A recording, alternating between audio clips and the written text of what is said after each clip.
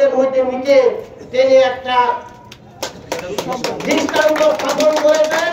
আমাদের নবীর একটা অনুকরণ তিনি পালন করেছেন। আমি আশা রাখি উনি একজন বিজ্ঞ লোক। দীর্ঘ 5 বছর উনি কাপাসিয়া উপজেলার চেয়ারম্যানগিরি করে গিয়েছেন। আমরা ওনার পক্ষে আছি, কারণ তিনি কোনো অন্যায় করেননি, করেছেন।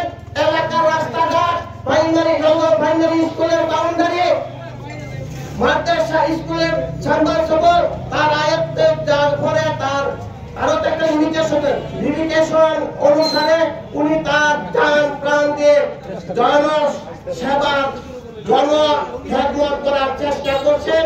কাজে আমরা আগামী 8 তারিখ দলমত নির্বিশেষে মোটরসাইকেল মাঠে ভোট দিয়ে আমরা তাকে জয়যুক্ত করে ফুলের মালা পরাইব।